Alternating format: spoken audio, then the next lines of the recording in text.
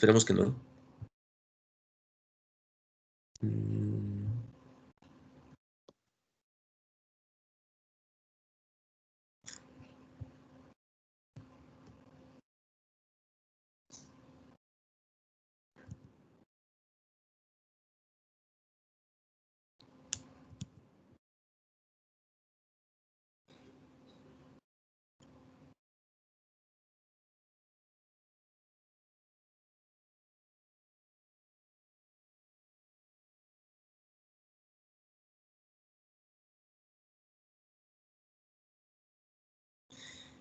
Ok, creo que lo que me pasó a mí fue que, bueno, el autor de plano ni siquiera hace todo el desarrollo.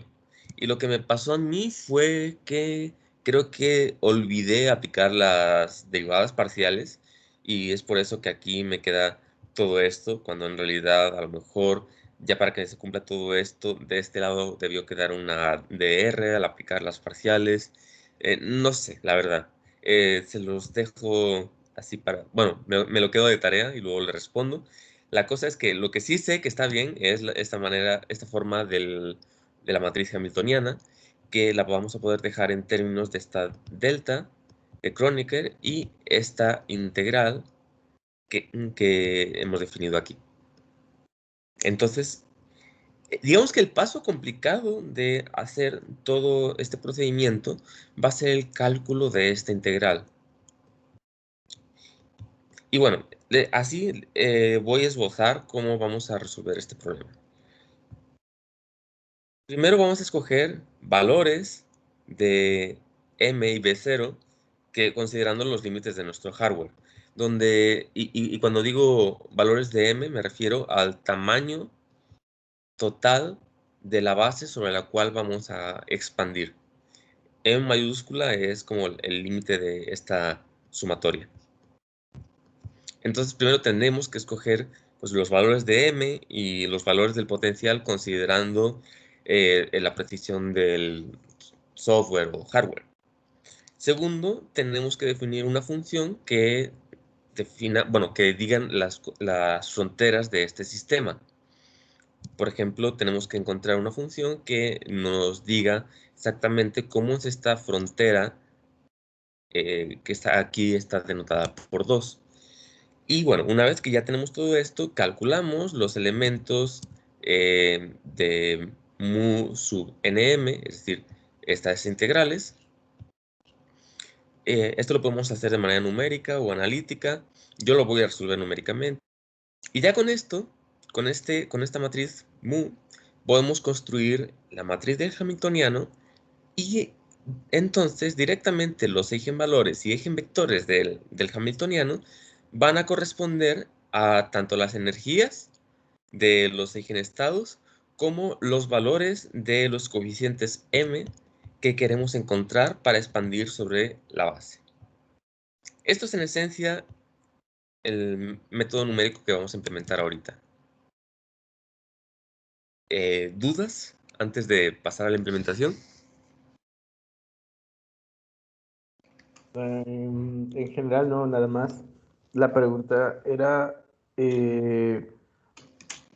ahí tu potencial tiene que ser constante y ya, esa es la única condición, ¿verdad? Sí, y de hecho es un truco.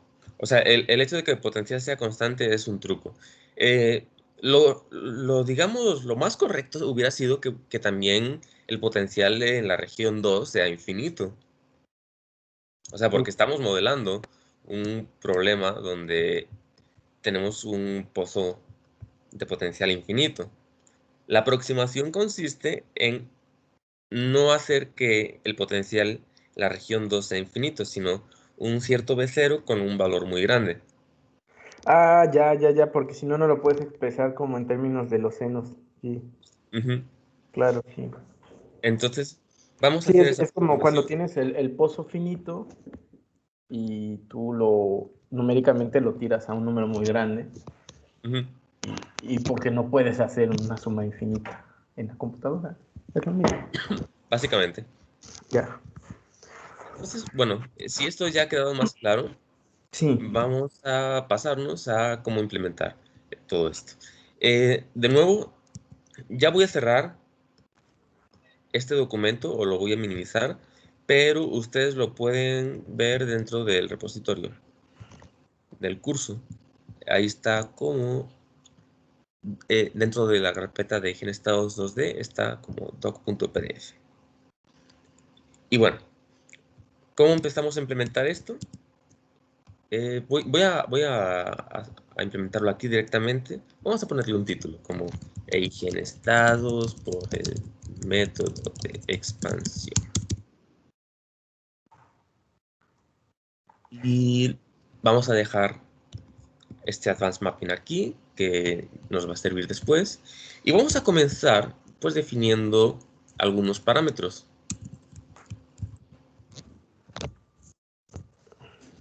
Aquí, por ejemplo, vamos a centrarnos en un tipo muy particular de formas de potencial.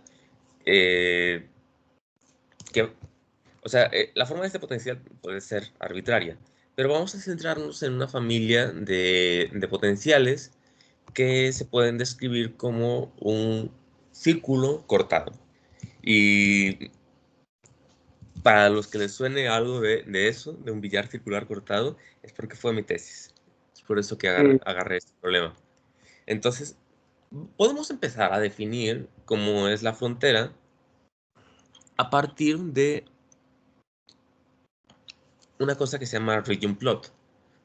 Entonces, déjame que aquí en vez de parámetros pongo frontera. Ok, entonces, ¿cómo describimos este billar circular cortado? Bueno, la condición que tiene que satisfacer esta frontera va a ser la siguiente. Tiene que satisfacer que x menos 1 al cuadrado más y menos 1 al cuadrado tiene que ser menor a 1 y además tiene que satisfacer la condición de que x va a ser menor que 1 más cierto parámetro c. Aquí, por ejemplo, voy a poner provisionalmente que cu es 0.5. Y vamos a graficar esto en el intervalo de 0 a 2 y de y también de 0 a 2. Ok, entonces aquí tengo más o menos la región que queremos resolver. O sea, esto es en el paper, esta región marcada por 1, que es la que nos interesa resolver. Aquí ya la estoy dibujando. Y noten que puedo variar la forma de la región, pues simplemente manipular el valor de cu.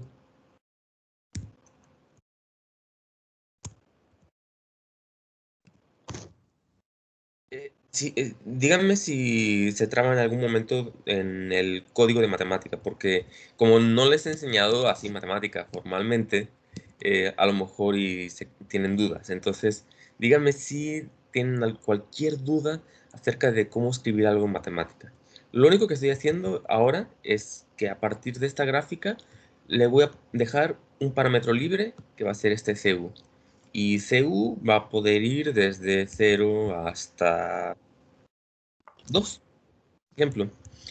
Y inicialmente va a comenzar igual, en 0.5. Entonces ya cuando le ponemos en Manipulate, pues vamos a poder así cambiar en vivo la frontera. Me acabo de dar cuenta de que no, cu va de menos 1 a 1. Y entonces, bueno, ya con esta forma de la frontera, ya podemos arrancarnos a resolver el problema. Aquí voy a dejar simplemente que cu es igual a 0.5 y ya. Igual, ustedes pueden probar cualquier parámetro que quieran. De hecho, bueno, como parte de la tarea que a lo mejor pueda surgir de aquí, podría encargarles resolver otra forma de potencial o por ejemplo, resolver partiendo de otra base que no sean senos. Y bueno, la cosa es que, hablando de la base, vamos a poner los parámetros con los cuales vamos a resolver. Y el primer parámetro que tenemos que tomar en cuenta, pues va a ser el propio tamaño de la base. Es decir, qué tanto vamos a expandir esta función phi en términos de una cierta base. Conforme nosotros le pongamos valores más grandes, se nos va a complicar la resolución del problema. Aquí voy a simplemente establecer que m es igual a 6, es decir, que vamos a expandir con una base que tiene 6 términos. Y bueno, ya que tengo esto, ahora sí vamos a pasarnos a la definición de la frontera y la base. Entonces, la frontera la podemos definir, la voy a escribir como la f sub r 2, una función que depende de x y de y, y lo único que va a hacer esa función, pues va a ser básicamente comprobar si se cumple esto. En caso de que se cumpla, pues vamos a devolver un 0. En caso de que no se cumpla, vamos a devolver un 1. ¿Por qué lo estoy haciendo así? Bueno, esto nos va a servir para luego, al multiplicarlo por el potencial, nos va a servir para que el potencial tenga valor de 0 cuando esté aquí adentro y valor diferente de 0 cuando esté aquí afuera. ¿Hasta aquí hay alguna duda? Solamente estoy definiendo esta funcioncita que me devuelve 0 si estoy dentro de esta región y me devuelve 1 si estoy fuera de esta región. Al mismo tiempo, también puedo aprovechar para definir cuál es la base. Entonces vamos a declarar esta base phi sub m, que viendo desde el paper, pues esta phi sub m depende de 4 cosas. Depende de los índices m1 y m2 y depende de las coordenadas x1 y x2. Aquí en mi caso le puse xy, entonces sería dependencia de x, y, m1 y m2. ¿Cómo va a ser nuestra base? Bueno, pues simplemente podemos ir aquí y ver cómo es que tiene que ser esta base. Una nota es que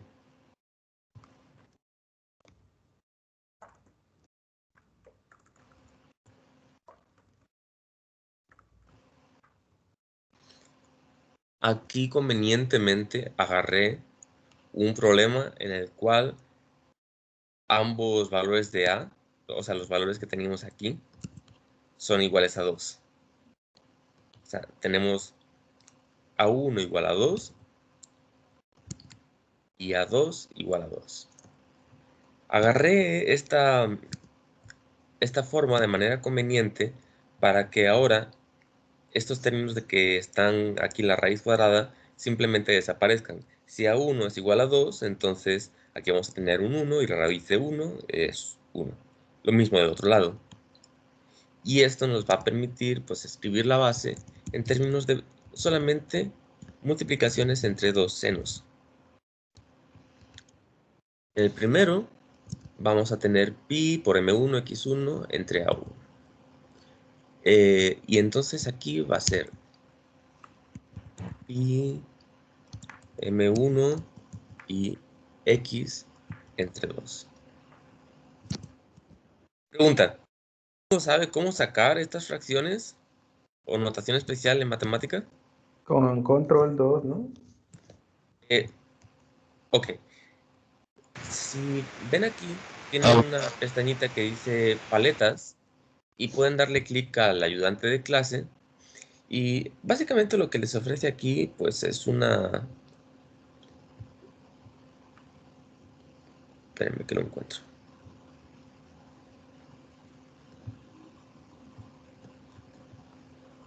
Aquí está. Básicamente lo que les ofrece aquí son un montón de atajos de teclado para hacer estas operaciones matemáticas básicas. Por ejemplo, para hacer una fracción pueden utilizar este botoncito. O sea, imaginen que yo coloco el cursor aquí, le pico a este botoncito y ya me sale una fracción. Pero también, si dejan el cursor aquí arriba, quieto, les va a salir cuál es el atajo de teclado.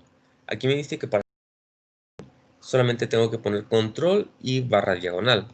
Entonces yo en mi teclado puedo agarrar, poner control, shift y 7, porque shift y 7 es la barra diagonal, y me sale una fracción. Esto la verdad es súper conveniente cuando tienen que hacer reportes rápidos, porque pues, si ya tienen la experiencia de escribir en LaTeX, sabrán cuál es el castre de tener que poner frac y luego adentro todo un chingo de letras griegas, mientras que aquí se puede hacer de manera directa. O sea, yo podría estar a hacer un reporte y aquí voy poniendo mis ecuaciones. Para poner pi le doy escape, escribo pi y le doy escape otra vez y ya aparece con su letra griega. Puedo hacer lo mismo con delta. Por ejemplo, para sacar delta pondría escape d y otra vez escape y así sucesivamente. Yo la verdad considero esto bastante conveniente porque les permite escribir ecuaciones muy rápido. E incluso cuando he estado presionado, me ha aventado directamente los reportes en libretas de matemática. Simplemente porque es más rápido escribir ecuaciones ahí. LaTeX, por desgracia, no te ofrece atajos de teclado. O al menos en ningún editor que yo conozca. Y bueno, ¿qué necesitamos para el segundo término? Bueno, vamos aquí y vemos que es lo mismo, pero pi m2x2. Entonces, doy escape, escribo pi m2 y como yo no tengo x2, si no tengo y, pues pongo y. Y todo esto lo voy a seleccionar y voy a pulsar control shift 7 para hacerlo fracción y pongo aquí el 2. Y ya casi, ya tenemos todo definido. Ahora solamente nos faltan, pues,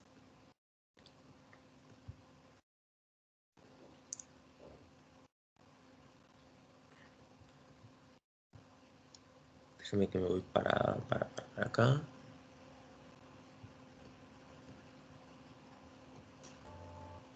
Ok, ahora solamente nos falta, o sea, como vamos a tener que calcular este hamiltoniano para los índices n y m, podemos de antemano calcular todas las combinaciones de índices.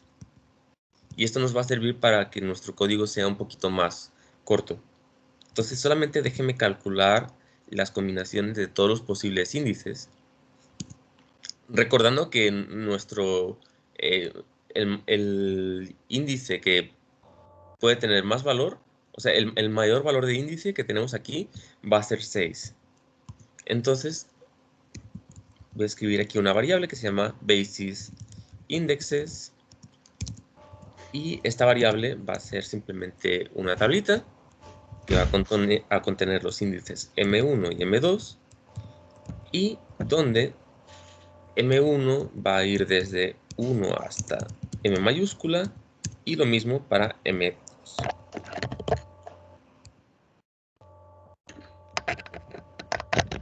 Entonces ya tenemos los índices, pero ahora que lo acabo de escribir con un table, he notado lo siguiente, que aquí los está agrupando de alguna manera. O sea, los está agrupando según el M1 primero y después según M2. Entonces, si queremos desagruparlo, podemos simplemente poner flatten, 1 y ya. O sea, lo único que va a hacer es que nos va a mostrar la lista sin anidar. Ya que tengo aquí todas las posibles combinaciones de índices que voy a tener que probar para calcular el hamiltoniano, la matriz hamiltoniana. ¿Dudas en su corazón? Yo tengo una duda pequeñita, matemática más que nada, porque cuando yo defino una función no le pongo el punto y coma, solo pongo dos puntos igual a. ¿Hay una razón para poner el punto y coma o yo lo hago manual? Bueno, sí hay una razón. ¿Dices una función o un comando cualquiera? Porque un comando cualquiera... La función, o sea, la función que depende de XY, punto igual a, y al final punto y coma. Si hace punto y coma, Ok. yo no solo. Realmente, mira, lo podría hacer sin punto y coma, pero es como manía mía el hecho de que cuando declaro una función para que todo se formatee bien, siempre separo todo con puntos y comas. Ahora, ¿por qué hago esto? Quizás en este ejemplo no sea tan claro, pero déjenme crear, ok, para responder tu duda, vamos a hacer una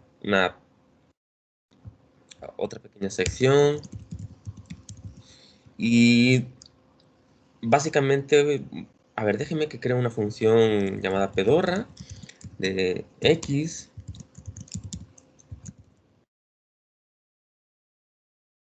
Y esta función pedorra lo único que va a hacer es que va aquí a guardar un valor temporal. Y a lo mejor, no sé, aquí lo que te va a devolver, bueno, va a guardar x al cuadrado en esta variable temporal.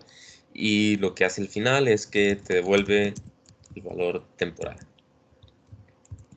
Entonces, hasta aquí supongo que no hay problemas conceptuales. Es una función que te eleva al cuadrado cualquier número que le pongas. Pero ahora imagínate que yo, por algún motivo, tengo la necesidad de escribir una función aquí dentro. No sé, digamos que tengo la necesidad de escribir una función. eh, ¿Qué nombre le quieren poner? Dígame un nombre. Lo primero que se les venga a la mente. No, eso no. Función.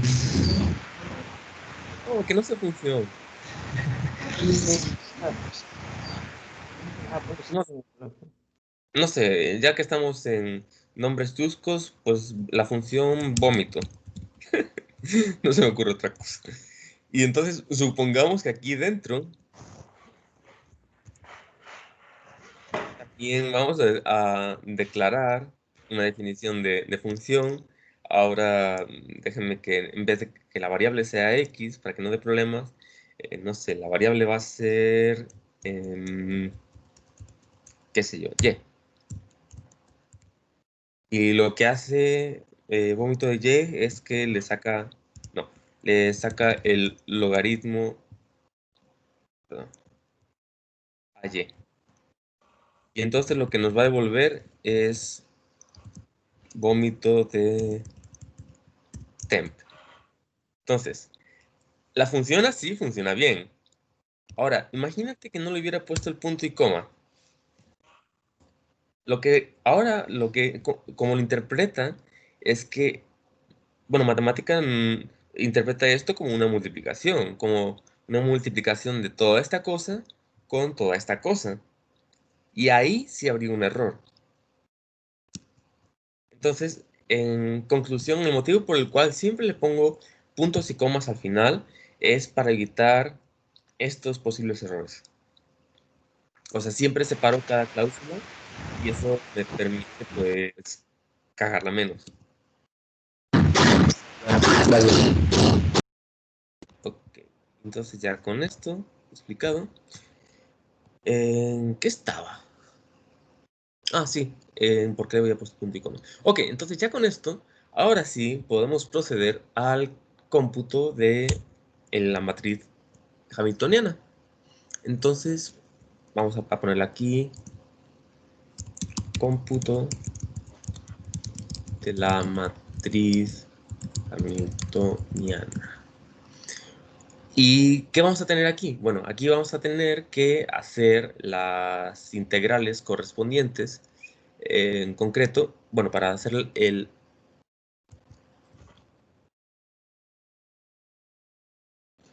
mejor dicho, esto no es la matriz hamiltoniana como tal, es como la primera parte de la matriz hamiltoniana. O sea, vamos a estar calculando esta integral de acá.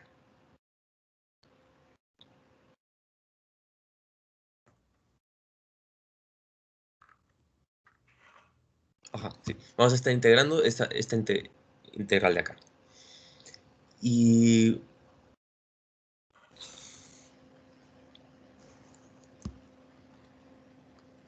déjenme que me aseguro de lo que acabo de decir.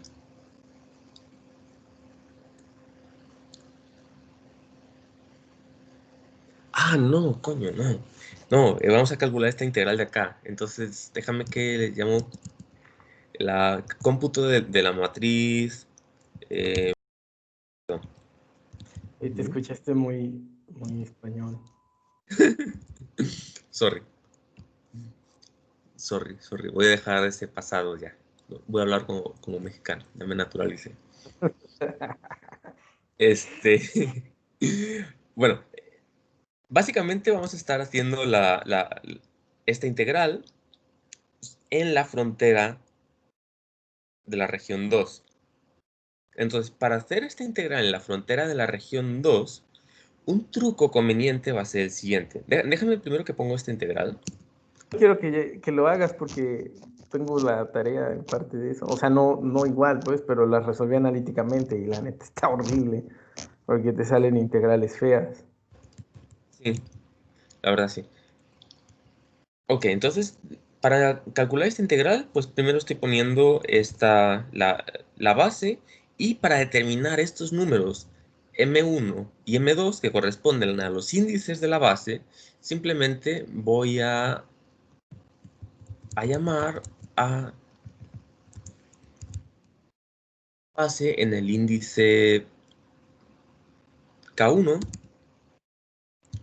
1, y del otro lado lo mismo, pero con el índice K1, 2.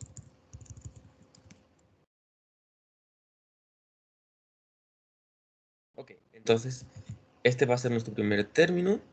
El segundo término, aquí es donde viene el truco, el segundo término va a ser la frontera de la región 2 en x, y. Esto básicamente es lo que va a hacer que esta integral se haga sobre la región, bueno, que esta integral más bien solamente nos quede con términos de la región 1. Al multiplicarlo por este término, todo lo que esté afuera de la región 1 simplemente va a ser 0. Y por último, necesitamos el segundo término de la base, que va a ser casi igual. Pero ahora vamos a tener aquí los índices dados por K2. Y ahorita les digo que es K1 y K2. Solamente déjenme cambiar un poquito el orden para que se vea bonito. Y la integral la vamos a estar haciendo pues desde x igual, en x desde 0 a 2, y en y desde 0 a 2 también.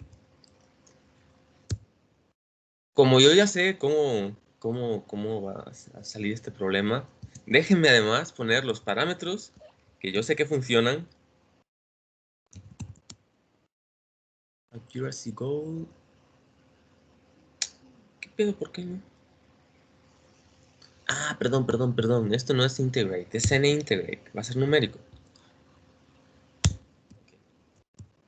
Entonces le estoy pidiendo bueno, matemática por cada función como n-integrate tiene, tiene como opciones cambiar la precisión que deseamos obtener del método numérico. Entonces, aquí está documentado en las opciones de esta función n-integrate. Y bueno, yo como sabía que este problema requiere precisión adicional, ya le puse esto, que va a integrar numéricamente, pero con más precisión de lo normal. Y segundo, también sé de antemano cuál es el método que funciona para este problema en particular. Entonces, de antemano sé que es este multidimensional rule. ¿Cómo lo encontré? Pues a base de prueba y error, a base de ver que el programa daba muchos errores y ahí le fui buscando cómo corregir. Y bueno, con esto ya tendríamos una integral. O sea, podríamos poner ahora K1 es igual a K2 es igual a 1 y ya sacar esta integral. Ahora, lo que vamos a hacer es, ok, sacar esta integral, pero para diferentes valores de K1 y K2. Déjenme borrar la definición. ¿Cómo podemos probar diferentes valores de K1 y K2? Pues la opción más fácil que se me ocurre es una tabla. O sea, podemos poner table. Pero aquí, déjenme, en vez de poner cualquier tabla, voy a poner progress table, que nos va a permitir ir viendo el progreso de cómo va ejecutando cada uno de estos. Y los valores de K, pues simplemente van a estar dados en términos, van a ir desde 1 hasta la longitud de la base, que en nuestro caso es M. Lo mismo para K2.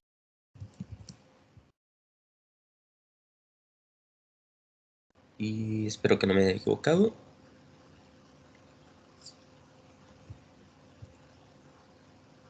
Ok.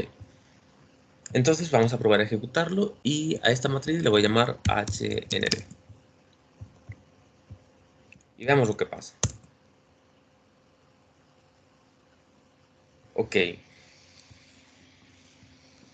Varias cosas raras, de hecho. Ah, perdón. No, esto, la longitud de esto estamos recorriendo estamos recorriendo este vector. Entonces la longitud no es m, perdón. La longitud del propio vector. Ahí está. Ok. Y pues vamos a notar que ahí lo está sacando, aunque el progreso es un poco lento. Normalmente tendríamos que esperarnos 2 minutos a que todo esto se resuelva. Voy a arreglar los dos errores, o sea, los dos problemas de un solo golpe. Primero, para que no aparezcan estas advertencias, que realmente lo único que nos dicen es que el método numérico para integrar está convergiendo muy lentamente, que no es problema en realidad. Entonces, pues simplemente podemos decirle a matemática, oye, ¿sabes qué? Cállate, no quiero escuchar tus errores en esta función. Y ya, le ponemos el quiet. Y lo segundo es que podemos aumentar la velocidad con la que procesamos esto si paralelizamos el problema. Entonces déjame poner aquí progress parallel table y veamos cómo funciona ahora. Primero lanza... Lo que hace matemática para paralelizar es que crea copias de su propio kernel y cada copia funciona de manera independiente, hace sus correspondientes cómputos y cuando terminan se lo envía al kernel principal. Esto es un poco diferente a la manera de paralelizar que habíamos visto ayer en C++. Si se acuerdan que ayer para paralelizar en C++ lo que hacíamos era que definíamos la función que queríamos paralelizar y una vez que la teníamos definida, pues la mandábamos a un thread pool, que era básicamente un objeto que se encargaba de ir evaluando, bueno, que tenía como 8 slots, porque yo tengo 8 núcleos, y en cada slot iba evaluando y sacando una función con diferentes parámetros. Entonces, aquí el método de paralelización pues no es tan eficiente porque a diferencia de C++, que, o sea, lo único que tiene que hacer es evaluar la función con diferentes parámetros dentro de ese thread pool, aquí en matemáticas se tiene que aventar la copia de varios kernels. Y de hecho, si van aquí al administrador de tarea, van a ver que hay un montón de kernels por aquí, cada quien haciendo su chamba. Y cada kernel ocupa pues como 100 megas de RAM. dependiendo del tamaño de los datos con los que estén trabajando. Si tienen más datos, esto ya se vuelve inmanejable, porque cada kernel tendría que tener una copia local de todos los datos. Y ahí sí ya empieza a ser un problema. Pero bueno, por ahora no vamos a tener que lidiar con esto.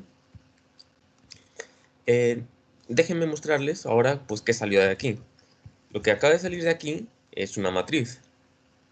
Y podemos visualizar cómo se ve esta matriz, más que nada para saber si todo está bien o hay algún error. Lo podemos visualizar con, perdón, no en matrix form. Matrix form lo que hace es que te lo muestra en forma de matriz, pero es más ilustrativo pedirle un matrix plot para que ya nos muestre los valores.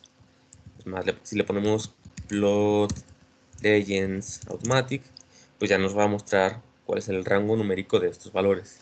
Y esta es básicamente la matriz que acabamos de calcular. ¿Dudas aquí?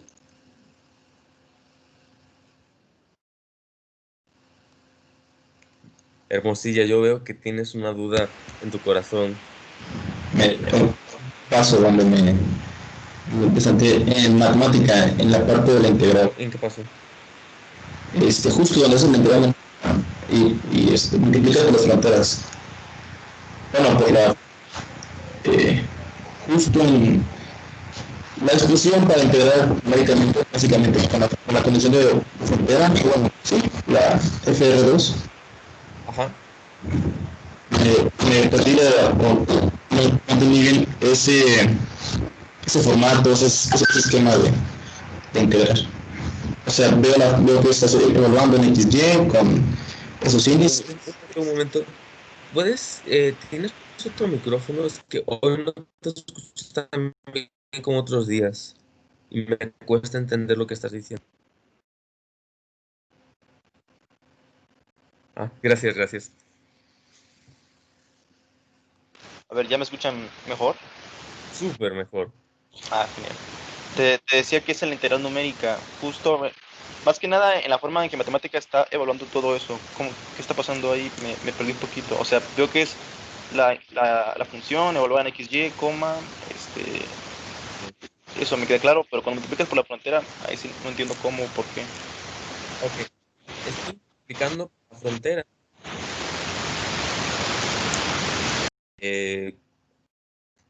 O sea, estoy integrando para la región 1. Y aquí tengo definida convenientemente una función que fuera de la región 1 va a dar puros ceros y dentro de la región 1 va a dar puros unos. Entonces, a la hora de integrar, en cuanto las coordenadas hagan que esta función, digamos, en 2, 1, esté fuera, no, perdón.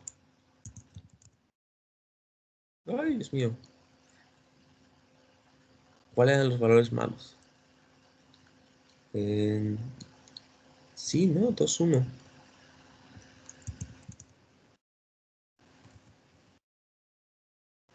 Y 1.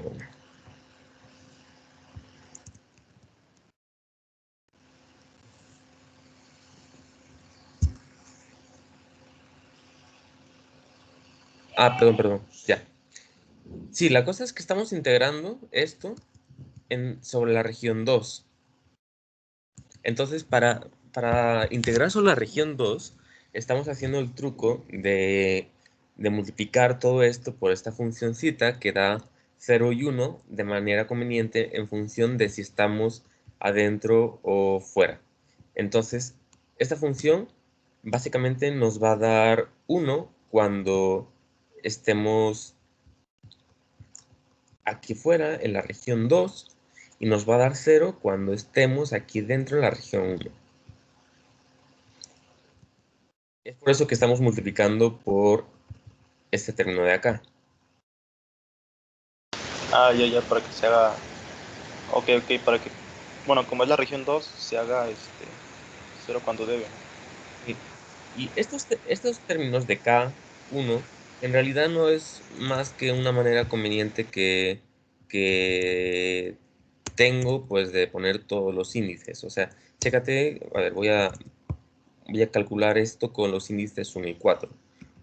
Entonces, si quisiera utilizar estos índices, pues pondría aquí 1 y pondría aquí 4 y pues para el K2. Ah, ya, creo que eso fue lo que me confundió porque ya viéndolo así se me hace más claro. Sí. Estás Entonces, haciendo muchas integrales al mismo tiempo, pues. sí, básicamente. Y entonces pongamos que aquí tenemos 3 y 4 y esa es una integral en realidad. Solamente que aquí había utilizado estos basis indexes para pues no tener que poner tantas combinaciones. O sea, simplemente creé la base de una vez y ya después recorrí sobre la base con todas las posibles combinaciones.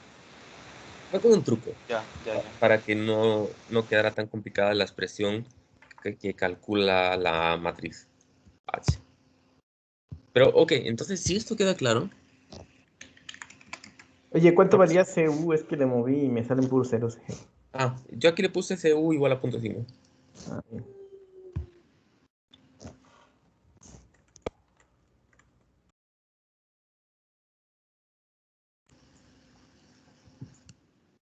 Entonces, ¿qué más necesitamos para resolver con este método? Bueno, ya tenemos los elementos de mood nm, ya los tenemos calculados. Ahora necesitamos construir cuál va a ser la matriz hamiltoniana.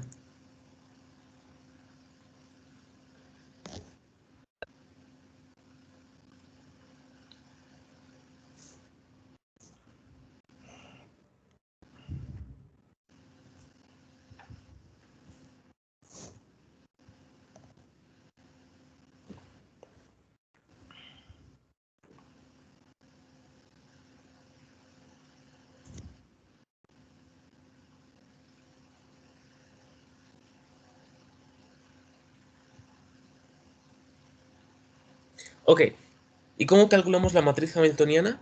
Bueno, pues lo que tenemos que hacer sería sumar este término de acá con los términos que hemos encontrado multiplicados por B0. Ahora, si se dan cuenta, todo esto de acá en realidad no va a ser más que que elementos de una matriz diagonal, porque esta delta Claro. solamente es 1 en la mera diagonal. Entonces, déjenme que ahora mismo voy a calcular el hamiltoniano, pero, o sea, el diagonal de toda esta expresión del hamiltoniano. Lo voy a poner como HD. ¿Y qué va a ser este HD? Pues en realidad va a ser la matriz diagonal multiplicada por todos estos términos correspondientes. Em, Pero bueno, para esto, en tu caso valen A1 y A2 valen lo mismo, ¿no? sí, Ustedes lo ah, suman. Ajá. sí. Entonces aquí básicamente que tenemos Uno más, ajá. vamos a tener un 4 y otro 4. Aquí vamos a, por ejemplo, mm, a ver cómo le Dale hacemos. valor, vale, le das valores, unidades de H barra uno y más A1 o algo así, me imagino, ¿no? Sí, lo que voy a hacer es... Sí, voy a hacer que la masa sea 1 y h barra sea 1. Nada más lo voy a apuntar. Considerando que masa es igual a 1 y eh, h ¿Y barra... con quién te graduaste? Con Vargas, ¿verdad? Sí, Ah, ya. considerando que todas estas cosas son 1, este término de la diagonal va a quedar así. Diagonal matrix. ¿Y qué vamos a tener aquí? Bueno, primero, antes que nada les digo, si pongo diagonal matrix de... Bueno, déjame ver cómo funciona esta. Ok, ¿qué requiere diagonal matrix? Requiere una lista. Entonces, la cosa es que si ponemos una lista como esta, pues lo que nos va a crear es una matriz diagonal con los elementos de esta lista. Ahora, los elementos que queremos buscar en concreto para la matriz del hamiltoniano, pues van a ser todos los elementos que corresponden a combinaciones de términos de acá. ¿Y qué tenemos aquí? Bueno, esto es un 1. Este pi lo vamos a dejar así como pi cuadrado. Aquí tenemos que la masa es igual a 1. Así que podemos empezar a escribir nuestra función como 0.5 de pi cuadrado. Y aquí va a haber un gran paréntesis. ¿Y qué vamos a tener aquí? Bueno, pues los índices de la base.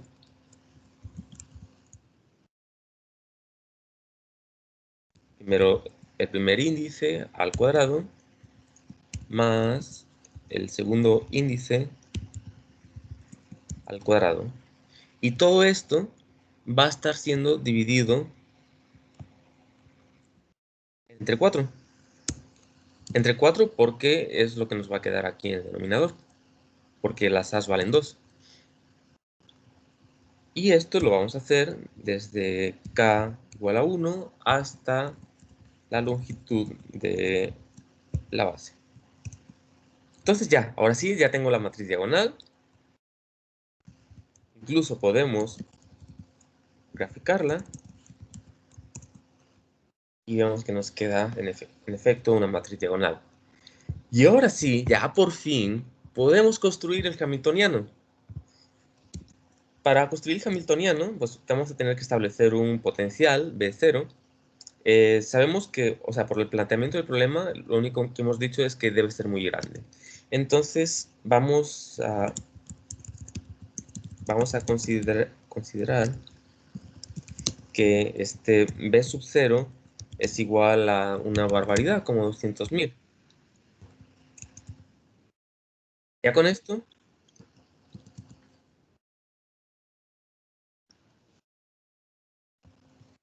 perdón, se cortó.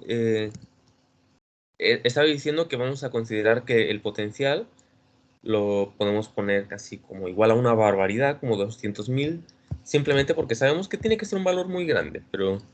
Y este es el...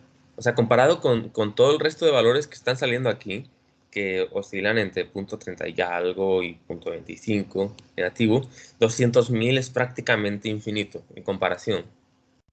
Solamente quiero decir que este valor cumple la condición que buscábamos de que sea un número muy grande. Y entonces el hamiltoniano ya lo podemos escribir como la matriz diagonal más 200.000 veces la matriz HND que representa los mus. O sea, que representa estos términos de acá. Y haciendo esta multiplicación, ya ahora sí vamos a tener el hamiltoniano. Este es el hamiltoniano. Y aparte, además de esto, déjenme calcular, pues, cuáles son ahora los eigenvalores y los eigenvectores de este hamiltoniano. Por ejemplo,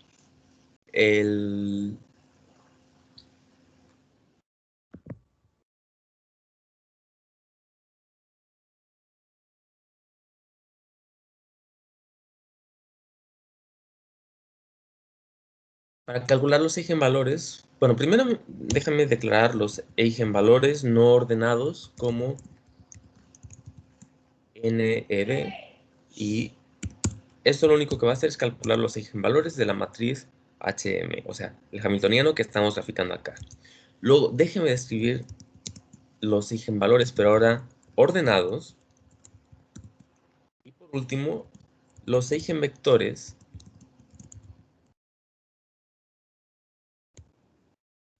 los voy a calcular con HM. Y por último, los voy a ordenar según los valores de los eigenvalores. Y ya. Entonces ya tengo aquí ahora definidos cuáles son mis eigenvalores. O sea, los voy a ver aquí. Los eigenvalores correspondientes a cada estado del sistema. También voy a tener los eigenvectores. Y todo esto lo que nos está dando es información, a fin de cuentas, de cómo van a ser los coeficientes que tenemos que sustituir ya para obtener una solución física de este sistema. Entonces, esta solución está contenida dentro de esta matriz de eigenvectores. O sea, los eigenvectores ya lo que nos van a dar son todos los valores que necesitamos para calcular estos coeficientes C sub m. Una pregunta. ¿A Sí. poco con 6 términos te converge? Sí, aunque queda un poquito feito. Ah, O ya. sea, lo mejor sería hacerlo con más términos, pero Sí, sí. pues para propósitos de la clase Pero es que no no lo manches, puedo hacer así. el pozo infinito, bueno, converge con un montón, como con 50. Sí, sí. Entonces, O sea, mira, va a salir algo bonito y ya si ya ustedes te quieren, le graduaste. ponemos precisión. Y ya tienes, ya eres casi doctor, entonces ya, no, no importa. No, no, te decía porque en el pozo infinito, a mí me convergía creo con 50 términos. Bueno, que el error era como que bastante pequeño, pues. No, aquí el error va a ser un poco considerable, pero te digo, se puede mejorar. No, De claro, hecho, claro. va a ser parte de una tareita. Pero bueno, antes que nada, déjenme entonces ahora escribir la solución de phi ahora en La integral términos. numérica igual, ¿Qué? hacerla en C, que sería bueno la integral numérica hacerla en C, ¿cómo ves? Sí, y con un chingo de términos de Sí, sí, precisión. sí, Eso, como ya- si- 50, 100, sí, con eso sale. siempre he tenido ganas de aventarme a hacer eso, pero ya luego como que nunca encuentro el tiempo. Pues sí, Pero bueno, ahorita tienes esclavos, ahí está, como proyecto. podría ser, ¿eh? Bueno, ahora, la solución que va a estar dada en términos de estas phis, pues la vamos a poder poner ahora como estos coeficientes multiplicados por la base. ¿Y cuáles son los valores de estos coeficientes? Bueno, pues resulta que estos valores de los coeficientes es precisamente los eigenvectores que, que salen de resolver este problema.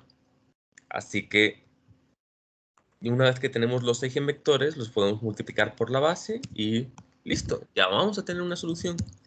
Y como aquí, para sacar la solución, tenemos que hacer una suma, pues voy a poner aquí una suma que la voy a estar haciendo desde k igual a 1 hasta la longitud de la base.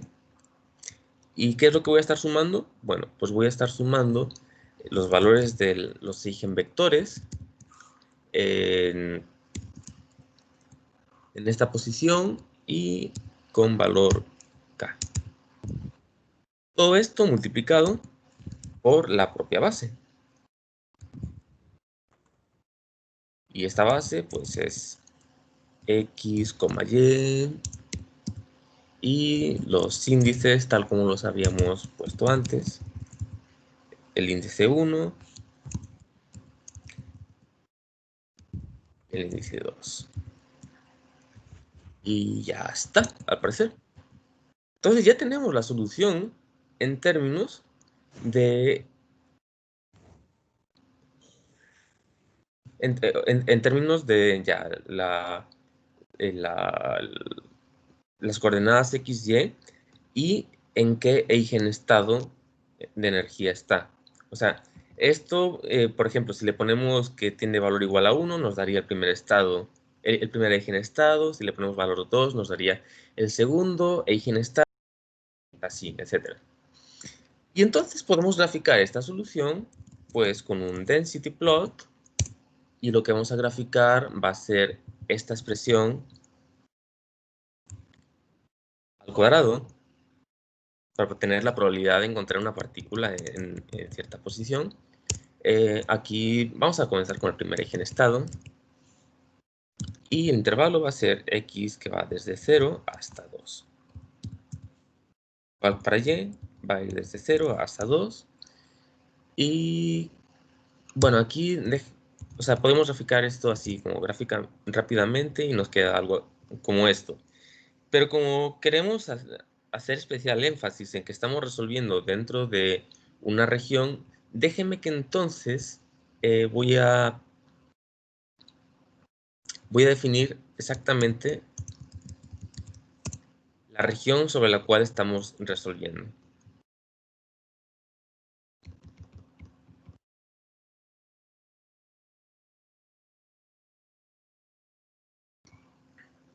Entonces ya aquí le estoy poniendo cuáles son las condiciones que debe cumplir esta región para que no muestre todo lo que está afuera. Pero, ok, tengo un error, tengo que poner function z.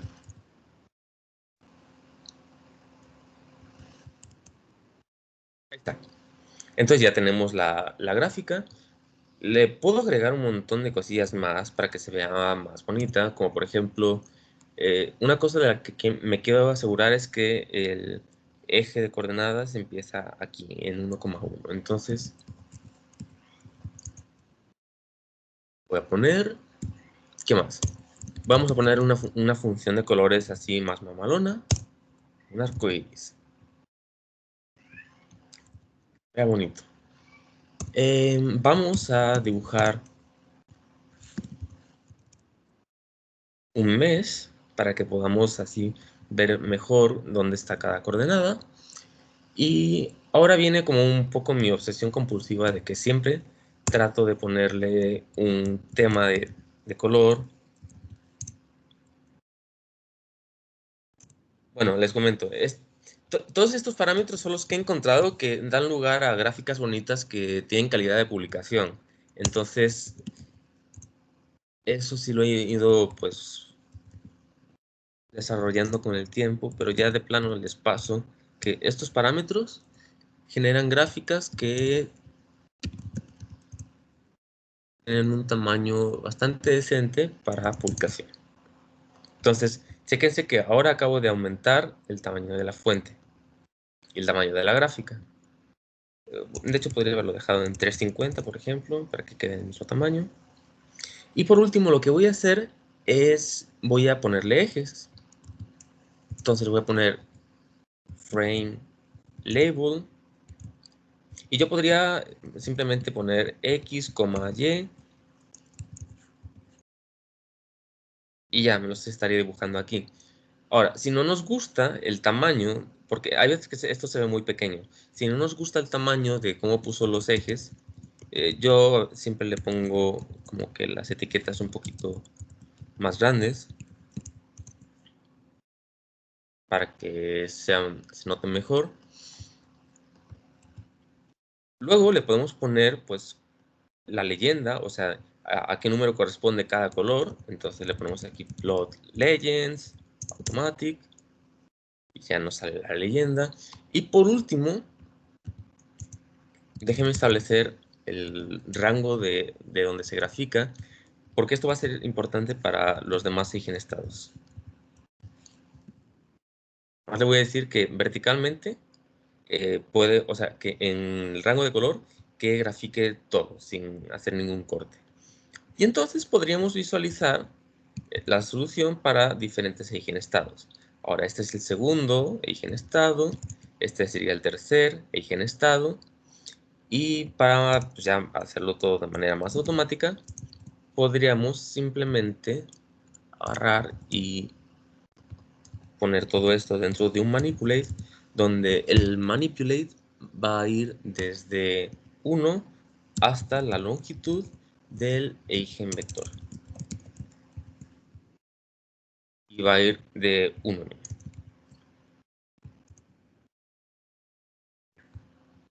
Y ya está. Ya tenemos nuestro solucionador numérico para potenciales de forma arbitraria. Entonces, en matemática esto es un poco lento, pero nos da una solución bastante decente y se ve bien. Y ahora, ustedes pueden cambiarle la forma de la frontera, es decir, pueden probar otros potenciales y no va a cambiar el resultado. O sea, bueno, va a cambiar la forma, pero también se los va a resolver. Y, bueno, por último, solamente quiero Vamos a graficar ya cuál es el valor de la energía. Vamos a poner plot label y vamos a decir que nos grafique cuál es el valor del eigenestado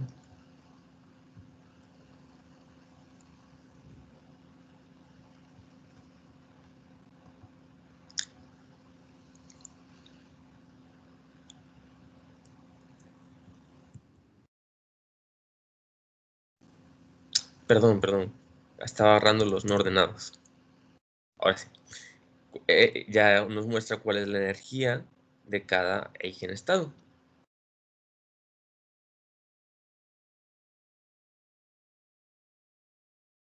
¿Dudas y comentarios? Hola, ¿Qué onda? oye, pero ese todavía no está normalizado, ¿no? Ya está, porque tu base es normalizada. Sí, eso forma parte como de las asunciones del problema, o sea que De ahí arriba, si tú eso lo integras, el FIM, te va a dar, están normalizados. Ah, ok. Y entonces,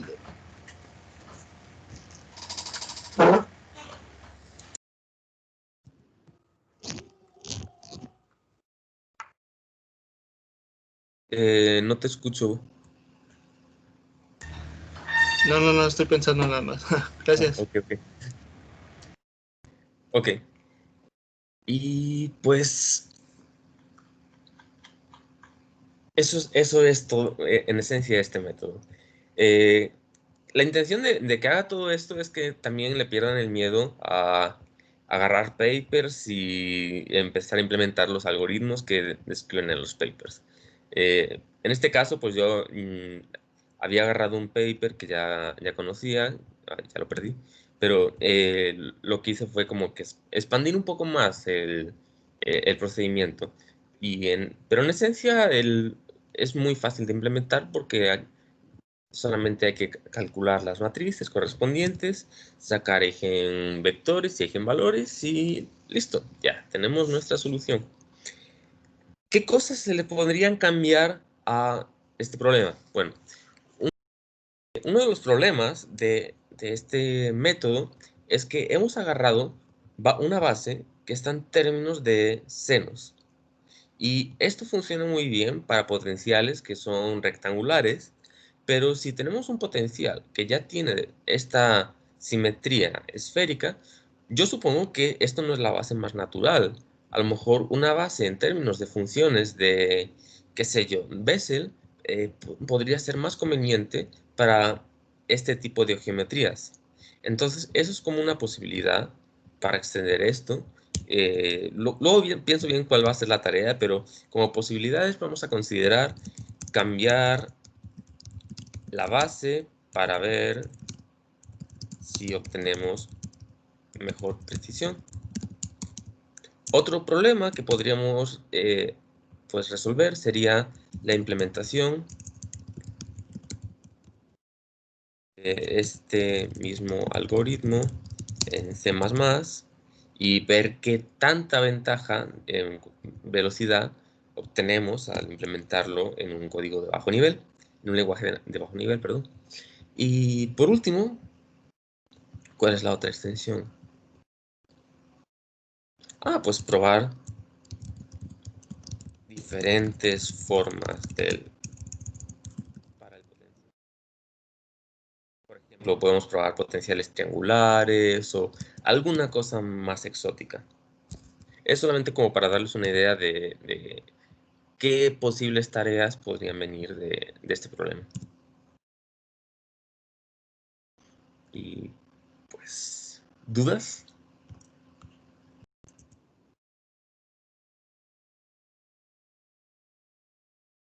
No. Yo sigo teniendo la duda de por qué en el density plot el rango no está entre 0 y 1. El density plot. El rango de... ¿Cuál? El de los colores. No, sí está entre 0 y 1. Chécate. 0. No, pero Perdón. toma un pico hasta 4. Ah, claro, por eso sí, claro. Tienes razón, no he normalizado. Sorry. Ok, entonces vamos a añadirle como extensión aquí, normalizar. Sí, tienes razón, como esto es una... eh, No, espérate. Esa es No, energía, lo que tú tienes aquí es una distribución de probabilidad continua. Entonces, cuando tú estás trabajando con distribuciones de probabilidad, puede ser que la distribución tenga un valor mayor a 1 en algún punto. Sin embargo, cuando tú integras sobre todo la región, el valor de la integral ya sí va a converger a 1. O sea, el hecho de que la distribución de probabilidad tenga valores mayores a 1 no necesariamente quiere decir que cuando integras sobre todo la región, la probabilidad es diferente de 1. Pero sí puede ser que se me haya olvidado de normalizar. O sea, por eso lo dejo aquí. Eh, por ahora te diré eso. O sea, puede ser que realmente no haya ningún problema. Habría que hacer la prueba de integrar sobre toda esta región y ver qué es lo que nos sale.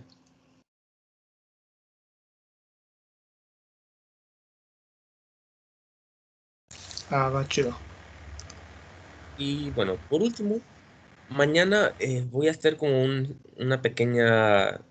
Me voy para atrás porque voy a ya explicar este ejemplo, que es un ejemplo muy fácil de osciladores acoplados, que tiene...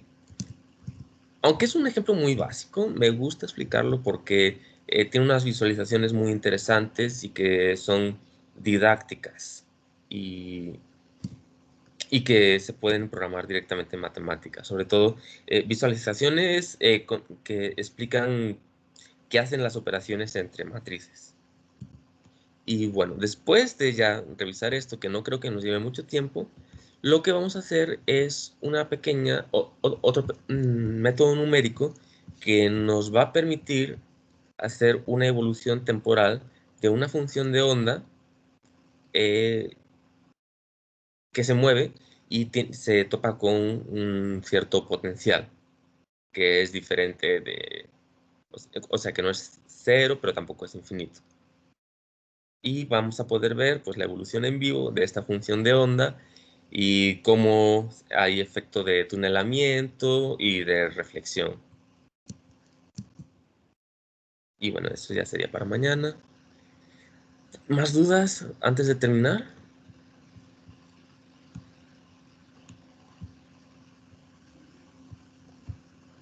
De eso no lo tienes en el Git de ahorita, ¿verdad?